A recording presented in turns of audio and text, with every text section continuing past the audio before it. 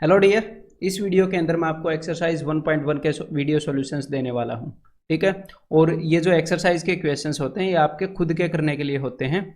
जब कई बार आप ट्राई कर लो फिर भी क्वेश्चन का सॉल्यूशन ना निकले तो इनको देखा करो।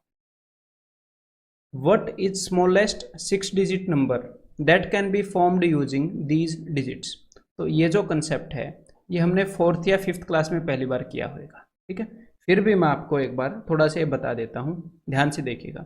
जब आपके पास अगर कुछ नंबर हों जैसे 3, 4, 7, 8, 2 और आपने एक 3 डिजिट का नंबर बनाना है, इन डिजिट्स में से, इन अंकों में से कुछ अंकों को यूज करके 3 डिजिट का नंबर बनाना है और वो छोटे से छोटा होना चाहिए। तो आप क्या करोगे, देखो हमें 3 जगह भरनी है, तो सबसे छोटा नंबर यहाँ पर रखेंगे, फिर उससे बड़ा, फिर 3 यहाँ पर रखेंगे, फिर उससे बड़ा, और बाकी 7, 8 को तो यूज भी नहीं करेंगे।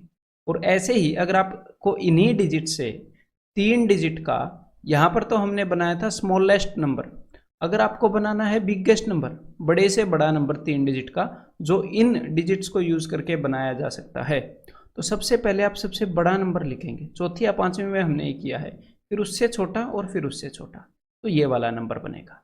और यहीं पर अगर आपको 5 डिजिट का बनाना है तो कंसेप्ट वही रहेगा, बस अब की बार 5 डिजिट यूज कर लेंगे।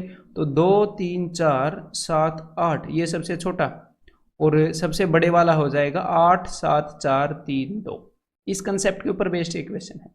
लेकिन यहाँ पर एक डिजिट इन्होंने ले रखा है भाई 0, तो 0 वाले डिजिट को आप यहाँ पर नहीं ले सकते, बिकॉज अगर आप यहाँ पर 0 लेकर ऐसे 3 डिजिट का नंबर बनाते हो तो ये एक्चुअल में 3 डिजिट का बना ही नहीं, ये तो 12 ही है, 2 डिजिट का ही है। तो आपको क्या करना पड़ता है, 0 के अलावा जो सबसे छोटा है उसको यहाँ पर लेना पड़ता है, फिर 0 को लेना पड़ता है, ताकि भाई उतने ही डिजिट का नंबर बने जितने का आप बनाना चाहते हो।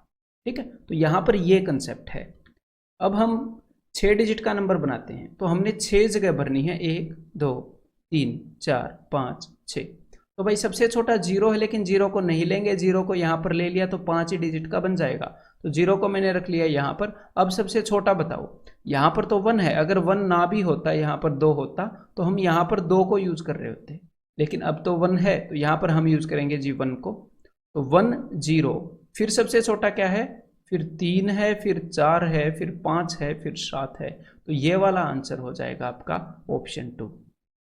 और अगर सबसे बड़ा बनाना है तो 7, 5, 4, 3, 0, नहीं नहीं, फिर यहाँ पर 0 नहीं आएगा, 0 को यहाँ पर नहीं लिख सकते, एंड में तो लिख ही सकते हो ना, फिर यहाँ पर 1, तो सबसे बड़ा ये वाला बनेगा। ठीक है। तो एक तो ये बेसिक सी बात थी जो मैं उम्मीद कर रहा था कि आपको पहले से ही पता होनी चाहिए थी, है। देन एक और बात मैं बताना चाहूंगा कि भाई अगर कोई आपसे ये पूछता है कि भाई स्मॉलेस्ट 4 डिजिट नंबर बनाओ, ठीक है, तो आप क्या करोगे, आप किससे बनाओगे, एक एक तो लिखोगे ही, और बाकी सारी 0, 1000, 1000 सबसे छोटा 4 डिजिट का नंबर है। अगर कोई आपसे पूछता है लार्जेस्ट 4 डिजिट का नंबर बताओ, तो आप चारों की चारों जगह 9 को यूज कर लोगे। ये सबसे बड़ा नंबर है जो 4 डिजिट का है। ठीक है। अगर आपसे 5 डिजिट का सबसे छोटा नंबर कोई पूछता है तो आप 1 और उसके आगे 4 0। अगर 5 डिजिट का सबसे बड़ा पूछता है तो 5 9s। ठीक है। तो अभी जो मैंने आपको कंसेप्ट बताया उसी के ऊपर बेस्ड ये वाला क्वेश्चन है जो पिछले क्वेश्चन में बताया है। तो यहाँ पर एग्जामिनर ने पूछा है what is the difference between the smallest 6 digit number. तो भाई सबसे छोटा 6 डिजिट का नंबर होगा 1, 2, 3, 4, 5, 6।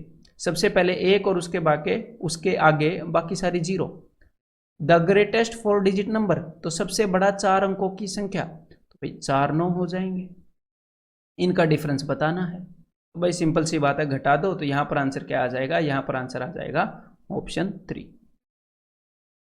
How many positive integers for p satisfy the inequality this. तो भाई हमने यहाँ पर देखने हैं पॉजिटिव इंटीजर, तो एक बार देख लेते हैं इसको सोल्व करके। 3p+5 इज लेस देन 33, 5 को उधर भेज देते हैं, 33 - 5, 33 में से 5 गए 28, और p की वैल्यू आ गई। अब हम इस 3 को भी उधर भेज देते हैं नीचे, इस लेस देन 28/3। p जो है वो छोटा है किससे, 28/3 से। और 28/3 को कैसे लिख सकते हो, 28/3 को लिख सकते हो 9 1/3। मतलब p जो है वो छोटा है 9 1/3 से। एक बार मैं आपको नंबर लाइन बनाकर दिखा दूं कि यहाँ पर है 9, यहाँ पर है 8, यहाँ पर है 0, यहाँ पर है 1।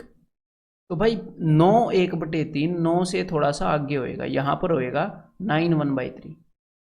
तो यहाँ पर एग्जामिनर ने बोला है कि ये जो p की वैल्यू p जो है वो 9 1/3 से छोटा है, मतलब यहाँ से उस साइड होएगा, और ये एक इंटीजर है, ठीक है, और ये एक पॉजिटिव इंटीजर है, मतलब 0 को भी नहीं लेंगे, नेगेटिव वालों को भी नहीं लेंगे। तो 1 से लेकर सिर्फ 9 तक के इंटीजर्स की वैल्यू आप ले सकते हो। p की वैल्यू यहाँ से छोटी है, तो 1 से लेकर 9 तक, यानी कि कितनी वैल्यूज ले सकता है p? ऑप्शन दो 9। a and b are 2 odd positive integers. तो भाई 2 ओड पॉजिटिव इंटीजर्स हैं। एक तो मैंने आपको इन क्वेश्चंस की अंडरस्टैंडिंग बताई है, अदरवाइज कई जगह पर अगर हम सिर्फ वैल्यूज पुट कर देते हैं तो भी इनका आंसर आ जाता है। तो a की जगह पर मैंने पुट कर दी 3, यहाँ पर इसने क्या बोला था? ओड हैं और पॉजिटिव हैं, ठीक है, और b की जगह मैंने रख दिया 1। सिंपल सी बात है। अब वो ये बोल रहा है कि ये जो है ये हमेशा किससे डिविजिबल होगा? तो भाई उसकी कंडीशन को तो हमने सेटिस्फाई कर दिया, देख लेते हैं निकाल के। 3 की पावर 4 माइनस 1 की पावर 4, तो यहाँ पर आ गया 81 माइनस 1 80। 80 हमेशा किससे डिविजिबल होगा? 3 से होगा? नहीं, कहाँ है? 6 से? नहीं। 8 से? हाँ 8 से तो है, लेकिन क्या पता ऑप्शन डी से भी हो जाए, एक बार चेक कर लो। तो 12 से 80 डिविजिबल है? नहीं। तो यहाँ पर आंसर क्या हो गया? Option C. तो वैल्यू चेक करने में एक प्रॉब्लम है कि कभी कभी क्या करता है वो, यहाँ पर आपको ऑप्शन 10 दे देगा, 10। अब आप बोलोगे कि 80 जो है वो 8 से भी डिविजिबल है, 10 से भी, अब कैसे निकालें? तो अब आपको यहाँ पर वैल्यूज बदलनी पड़ेंगी। आपको ये तो पता लग गया, या तो ऑप्शन सी आंसर होगा या डी इस केस में। तो वैल्यूज बदल लेते हैं। तो 5 की पावर 4 क्या होगी भाई? 5 का स्क्वायर होता है 25, और 25 का स्क्वायर 625। तो 625 में से एक गया 624। अब ये चीज़ तो 10 से डिविजिबल नहीं है, लेकिन 8 से डिविजिबल है। क्लियर है? अदरवाइज जो मैंने आपको कंसेप्ट लेक्चर में अंडरस्टैंडिंग बताई है उससे तो हम कर ही सकते हैं, ठीक है। उससे कैसे करेंगे वो भी बता देता हूं। देखो कि a⁴ माइनस b⁴ ये हो जाएगा a² का स्क्वायर प्लस b² का स्क्वायर। तो a² माइनस b² ये इस फॉर्म में हो गया, है ना।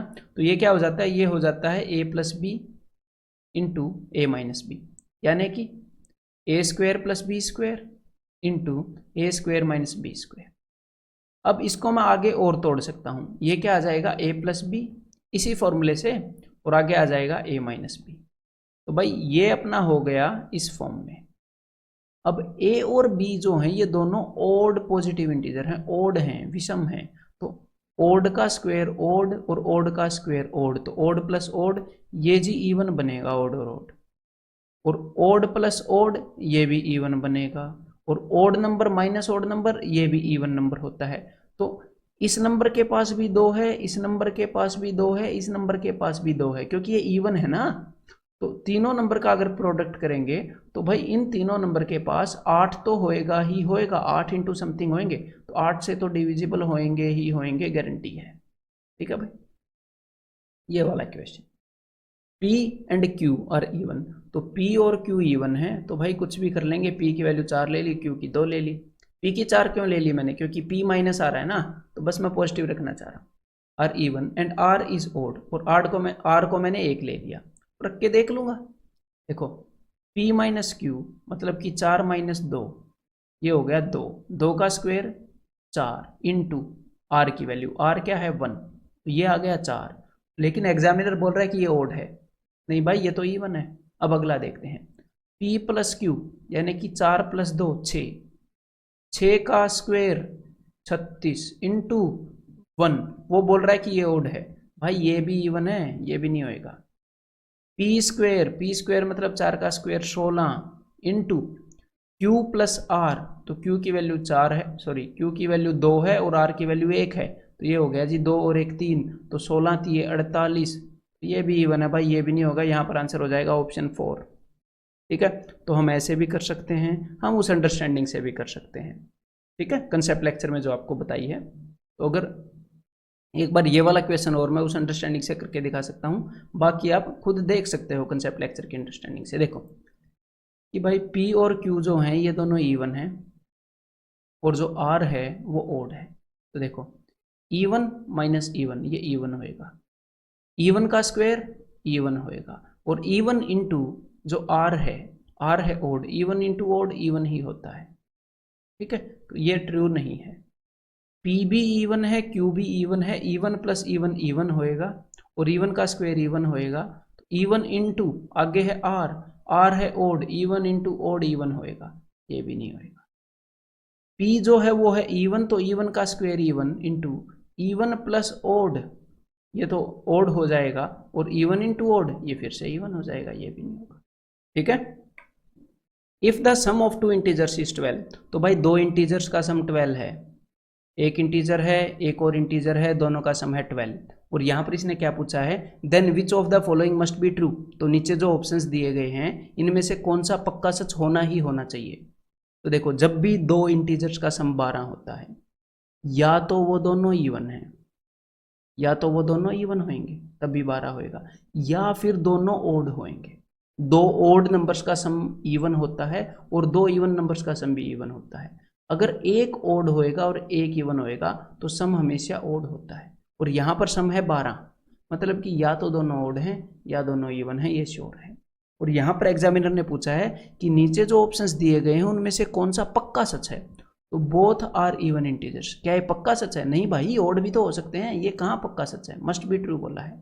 अगर वो यहाँ पर ये बोलता विच of the following may be true, कौन सा सच हो सकता है, तो पहले वाला और दूसरे वाला ये दोनों सच हो जाते फिर। ठीक है, और वो नीचे ऐसे ऑप्शन देता है ना 1 and 2, फिर अगला ऑप्शन देता 1 and 3, फिर उस टाइप के ऑप्शन आपको देता है एग्जामिनर, आपको देता कि कौन सा सत्य हो सकता है।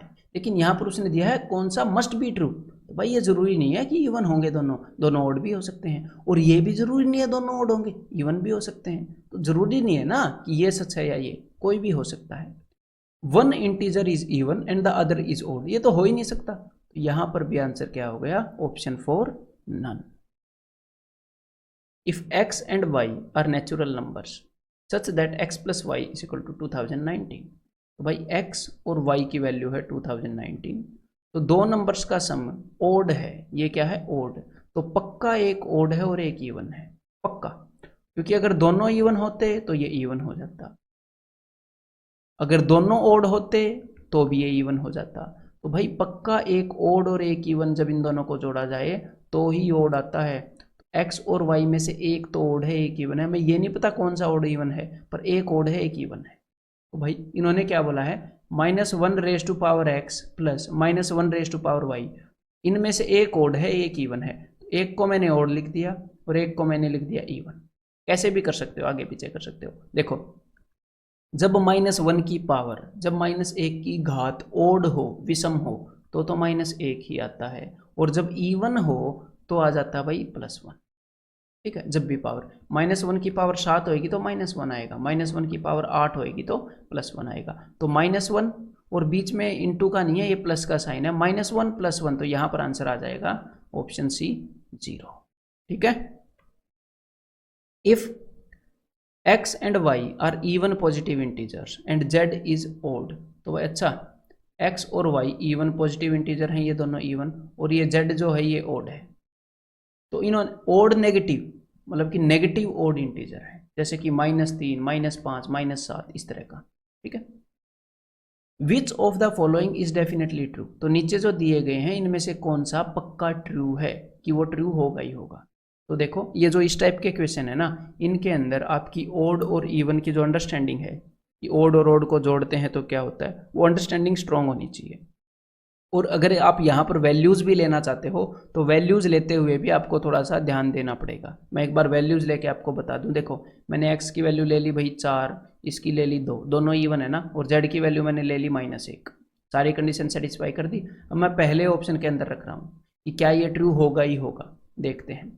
x - y 4 - 2 इंटू z की वैल्यू है -1, तो ये हो गया 2 इंटू -1, तो ये क्या हो गया -2। इन्होंने ये बोला है कि ये जो भी वैल्यू आई है दिस इज इवन, इवन तो है, एंड पॉजिटिव, तो ये पॉजिटिव तो कहाँ है पॉजिटिव है, नेगेटिव है, तो ये वाला ट्रू नहीं होगा। और आगे इन्होंने क्या बोला, आगे इन्होंने बोला है x minus Y into Z is odd. Odd तो ये है नहीं, ये तो इवन है, 2 है ना, एंड पॉजिटिव, तो ये भी ट्रू नहीं है भाई। अब अगले वाला देखते हैं, ये वाला x minus Y into Z, ये जो वैल्यू आई है दिस इज इवन, इवन भी है और नेगेटिव भी है, तो ये वाला सच होगा। नहीं, आपने ये नहीं करना। क्यों? देखो यहाँ पर मैंने x को 4 ले लिया, y को 2 ले लिया, इसको 4 ले लिया, इसको 2 ले लिया, तो क्या हो गया, ये वाली टर्म भी पॉजिटिव आ गई, अगले वाली टर्म नेगेटिव है ही, तो ओवरऑल नेगेटिव आ गया। अगर मैं x को 2 ले लेता, y को 4 ले लेता, तो क्या होता, 2 माइनस 4, तो यहाँ पर आ जाता -2, आगे आ जाता -1 और यहाँ पर हो जाता प्लस, तो +2।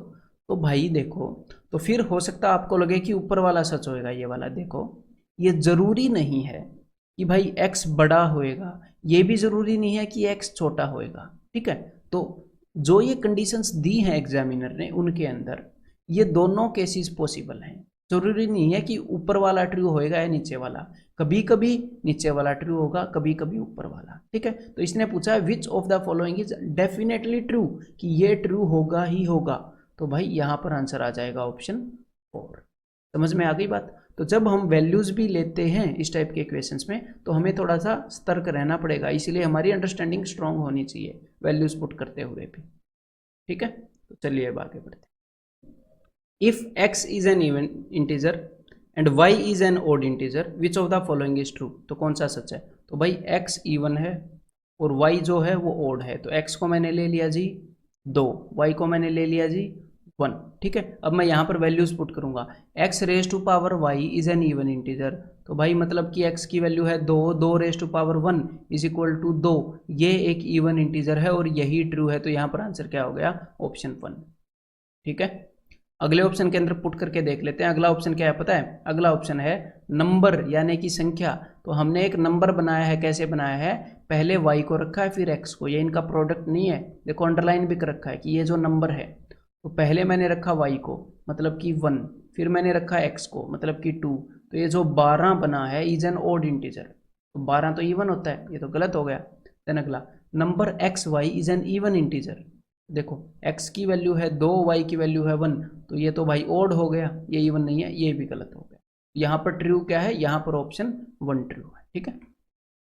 If a is even integer and b and c are odd integer, देखो a इवन है और b और c ओड है, तो ये जो क्वेश्चन है इसके अंदर भी आपकी अंडरस्टैंडिंग काम में आएगी ओड और इवन की, ठीक है। अगर आप वैल्यूज पुट करोगे तो बिना वजह कॉम्प्लिकेट हो जाएगा, वैल्यू पुट करके इस क्वेश्चन को वही निकालेगा जिसकी वैसे भी समझ स्ट्रॉन्ग है। तो सीधी अंडरस्टैंडिंग की बात करते हैं। देखो तो यहाँ पर इन्होंने क्या बोला है कि ए जो है वो इवन है, बी और सी ओड है, तो विच of the following can not be N integer, तो कौन सी ऐसी वैल्यू है जो इंटीजर नहीं हो सकती। इंटीजर नहीं होने का क्या मतलब है कि भाई फ्रैक्शन में आ जाए 3/5, 3/5 तो इंटीजर नहीं है ना, 4 एक इंटीजर है, -4 एक इंटीजर है, ठीक है। तो जो भी फ्रैक्शन होती है वो पूर्णांक नहीं है। तो देखो b बाई सी, तो b एक ओड नंबर है और b ओड है और c भी ओड है, तो अगर किसी ओड नंबर के नीचे ओड नंबर हो तो क्या वो इंटीजर नहीं हो सकता? देख लेते हैं, 5 के नीचे 5 रख दो, 1 आ गया, ये तो इंटीजर है। या फिर 15 के नीचे 5 रख दो, 5 दिए 15, ये तो इंटीजर है। तो भाई ये इंटीजर हो सकता है, हमने निकालना है कौन सा नहीं हो सकता।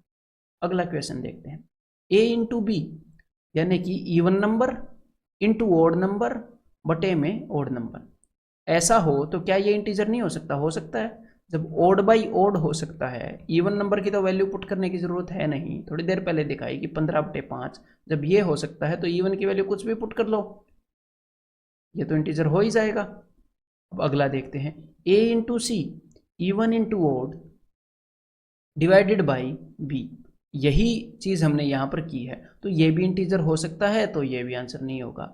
अब ये देखते हैं कि ऑप्शन 4 जो आंसर है वो इंटीजर क्यों नहीं हो सकता। देखो ऊपर है b और c यानी कि ओड और नीचे क्या है a जो है इवन। देखो भाई ऊपर 2 ओड नंबर हैं, 2 ओड नंबर का क्या मतलब है कि ऊपर 2 है ही नहीं, ना तो इसके पास 2 है ना ये 2 से डिविजिबल है, कोई भी 2 से डिविजिबल नहीं है, और नीचे इवन नंबर है यानी कि नीचे एक 2 रखा है, 2 इंटू समथिंग है, तो इस 2 को कहाँ से काटोगे, ऊपर तो कुछ भी 2 से कट नहीं रहा, तो हो सकता है 2 के अलावा जो भी हिस्सा है वो कहीं ना कहीं से कट जाए अगर हम ऐसे नंबर लें, लेकिन ये 2 नहीं कट सकता। तो मतलब यहाँ पर ऐसे कंप्लीट कैंसिल नहीं होगा और इंटीजर नहीं आएगा, फ्रैक्शन में ही बात रहेगी। तो इसीलिए आंसर है option 4। n is the smallest 3 digit prime number. तो सबसे छोटा 3 डिजिट का प्राइम नंबर। तो देखो भाई, मेरे को ये पता है कि 16 छिक्के 96 होता है, ये 2 डिजिट का है। तो ये 16 छिक्के हैं, तो 17 छिक्के 17 इंटू 6 102। मैंने बताया था 6 के टेबल के आसपास ही मिलेंगे, अगर मिलेंगे तो 102 से पहले 101, 102 के बाद 103। तो ये दोनों प्राइम नंबर तो हैं, लेकिन 101 सबसे छोटा है। या फिर आप 100 से भी ट्रैक कर सकते थे कि भाई 100 तो प्राइम है नहीं, सबसे छोटा 3 डिजिट का है, उसके बाद 101 प्राइम नंबर है। तो भाई सबसे छोटे 3 डिजिट के प्राइम नंबर को अगर हम 13 से डिवाइड करेंगे तो कितना रिमाइंडर आएगा, ये बेसिक सी बात है, यानी कि आंसर आ जाएगा ऑप्शन डी। ठीक है, 2017 एसएससी सीजीएल टीयर 2 मतलब कि मेंस का क्वेश्चन है आपका। Let P Q R be 3 consecutive odd numbers, 3 consecutive odd numbers हैं पी क्यू आर। ठीक है, ठीक है।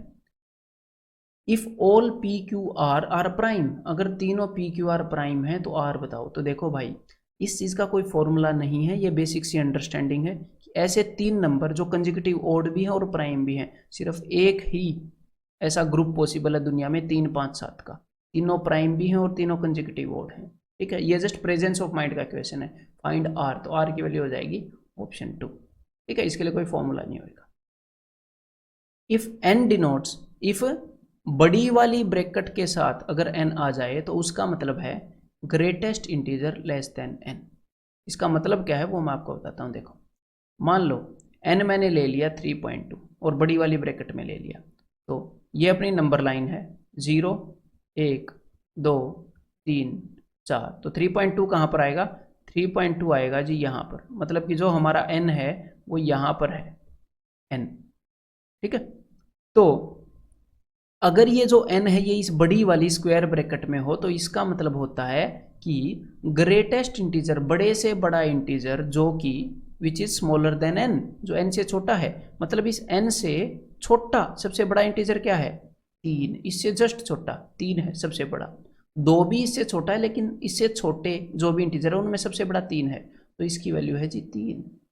जस्ट इस स्टेटमेंट को समझना, एक्चुअल में एसएससी का क्वेश्चन है। और आगे इन्होंने बोला है कि ये वाली ब्रैकेट के अंदर अगर n हो, यानी कि अगर मैं n की वैल्यू 3.2 रखूं, इस वाली ब्रैकेट के अंदर 3.2 हो, तो इसका मतलब है this denotes the smallest integer. तो इसका मतलब है छोटे से छोटा वो इंटीजर जो n से बड़ा है। तो n यहाँ पर है, इससे बड़ा जो इंटीजर है सबसे छोटा, इससे बड़े बतेरे इंटीजर है 5 है 6 है, लेकिन सबसे छोटा इंटीजर जो इससे बड़ा है वो 4 है। तो यहाँ पर इस ब्रैकेट के अंदर 3.2 होएगा तो उसकी वैल्यू होगी 4। ठीक है, तो ये है वो अंडरस्टैंडिंग, मतलब स्टेटमेंट के थ्रू यही कहना चाह रहा है। तो अब तो कर देंगे। देखो, अब उसने बोला है कि इसके अंदर 1/5। ठीक है, तो देखो भाई एक बार 1/5 देख लेते हैं कहाँ पर है। ये 1 है, ये 2 है, और यहाँ पर है 1/5। तो जब भी इसको ये इस वाली ब्रैकेट में रखते हैं तो इसका मतलब है कि हमने इससे smallest integer greater than n, इससे बड़े वाला लेना है सबसे छोटा, मतलब कि 2। तो इसका मतलब है जी 2।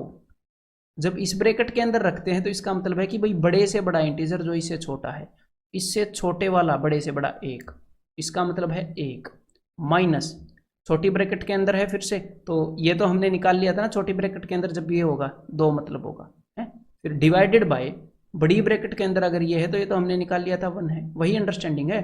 फिर 1.5 यहाँ पर है, ये कौन सा दूर है, तो छोटी ब्रैकेट के अंदर 1.5 का क्या मतलब है, इसका मतलब होता है दिस डिनोट्स स्मॉलेस्ट इंटीजर जो कि n से बड़ा है, मतलब 1.5 से बड़ा, वो भी 2 ही है, छोटे से छोटा इंटीजर, तो यहाँ पर भी 2 आ गया। तो बस इसको सॉल्व कर लेते हैं। 2 डिवाइडेड बाई 1, सबसे पहले डिवीजन को सॉल्व करते हैं, तो ये आ गया जी 2। अब 2 इंटू 1, फिर मल्टीप्लीकेशन को सॉल्व करते हैं, ये आ गया जी 2। तो 2 माइनस 2 0, तो यहाँ पर आंसर हो गया जी ऑप्शन बी, सिर्फ 2। ठीक है, how many natural numbers divisible by 7 are there between 3 and 200। तो देखो ये बोल रहा है कि भाई 3 और 200 के बीच में कितने ऐसे नेचुरल नंबर है जो 7 से डिविजिबल हैं। तो सबसे पहला नेचुरल नंबर जो 7 से डिविजिबल है, सबसे पहला 7 का पहला मल्टीपल वो ये है, फिर उसके बाद 7 का दूसरा मल्टीपल वो है 14, फिर 7 का तीसरा मल्टीपल। तो हम ऐसे तो आगे बढ़ते नहीं रहेंगे, हम देख लेते हैं कि भाई 200 के आसपास 7 का कौन सा मल्टीपल है। ठीक है, 7 दूनी 14, 6 0, 7 8 56। ठीक है, तो अगर आप 7 9 जा ले जाते तो वो तो 200 से पार कूद जाता, लेकिन हमने 200 से कम वाले देखने हैं, 3 और 200 के बीच वाले देखने हैं, तो 8 पर ही कुदाओ। मतलब कि 200 से जस्ट पहले 7 का 28वां मल्टीपल है, 28वां गुणज है। ठीक है, तो देखो कितने नंबर हो गए ऐसे, सिंपल सी बात है। तो 3 और 200 के बीच में 7 का पहला मल्टीपल है, दूसरा है, ऐसे कर करके टोटल पूरे 28 मल्टीपल हैं 7 के। तो ऐसे 28 नंबर हैं जो 3 और 200 के बीच में और 7 से डिविजिबल है। और यहीं पर एग्जामिनर किस टाइप के क्वेश्चन भी पूछ लेता है, मान लो इस 3 की जगह वो 30 कर देता कि भाई 30 और 200 के बीच में ऐसे नंबर बताओ जो 7 से डिविजिबल हैं, तो भी सिंपल बात थी। तो अब आप क्या देखोगे कि भाई 30 के बाद ऐसा कौन सा नंबर है जो 7 से डिविजिबल है। तो हमें ये तो पता है 7 चौके 28, इससे अगला क्या है 7 5 35, और 7 का कौन सा मल्टीपल है ये 5वां, फिर 7 का छठा मल्टीपल। तो आपको अगर पहला मल्टीपल मिल जाए 30 के बाद, फिर आगे वाले देखने की जरूरत नहीं होती, आगे वाले तो सारे होंगे। फिर देखो 200 के आसपास कौन सा है, तो वो तो हमने देखा था अभी 28वां, 7 का 28वां मल्टीपल। तो अब आपने क्या देखना है कि 7 के जितने भी मल्टीपल होते हैं, 28 में से 5 घटाकर 23 मत कर देना। ठीक है, कि 7 के जितने भी मल्टीपल हैं 28 तक, उनमें से पहले वाले 4 को हटाकर, पहले वाले 4, 28 मल्टीपल में से 4 हटाए तो इस क्वेश्चन का आंसर 24 आना है। ठीक है, स्टूडेंट कभी कभी 5 घटा देते हैं, भाई सिर्फ 4 मल्टीपल नहीं लेने 28 तक, बाकी तो लेने हैं ना, 5 को भी तो लेना है। चलिए अब ये वाला क्वेश्चन, अगर उसमें डाउट था तो ये भी, इसमें भी डाउट होगा, ये करो। The number of integers in between 100 and 600, तो भाई 100 और 600 के बीच में जो इंटीजर्स हैं which are divisible by 4 and 6, तो जो नंबर 4 और 6 इन दोनों से डिविजिबल होगा वो 4 और 6 के एलसीएम यानी कि लघुत्तम समापवर्त्य जो कि है 12, सबसे छोटा ऐसा नंबर जो 4 से भी डिविजिबल है, 6 से भी, एलसीएम चैप्टर में करेंगे ये। ठीक है, तो वो 12 से 12 के जितने भी मल्टीपल होंगे वो इस कंडीशन को सेटिस्फाई करेंगे। तो 100 के बाद 12 का कौन सा मल्टीपल आता है, 12 का 9वां मल्टीपल आता है, 12 निम्मे 108, ऐसे चलते रहेंगे, 10वां 11वां 12वां। अब ये जो 600 है ये भी 12 से डिविजिबल है, 12 5 60, तो 50वां मल्टीपल।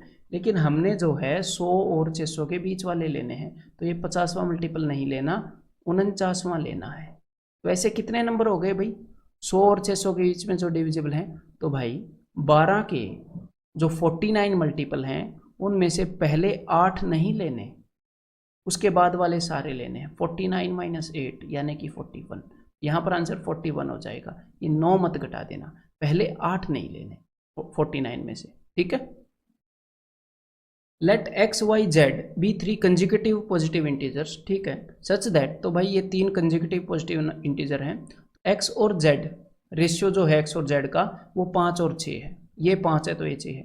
लेकिन यार इन दोनों के बीच में 1 का फर्क है, इन दोनों के बीच में 1 का फर्क है, तो इन दोनों के बीच में तो 2 का फर्क होना चाहिए था, रेशियो में 1 का ही है। तो डबल कर देते हैं सिचुएशन को, 5 दूनी 10 और 6 दूनी 12, मतलब कि ये एक्चुअल वैल्यूज आ गई एक्स और जेड की।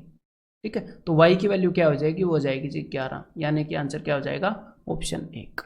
ठीक है, अब मैं आपको मिलता हूँ अगले कंसेप्ट लेक्चर में।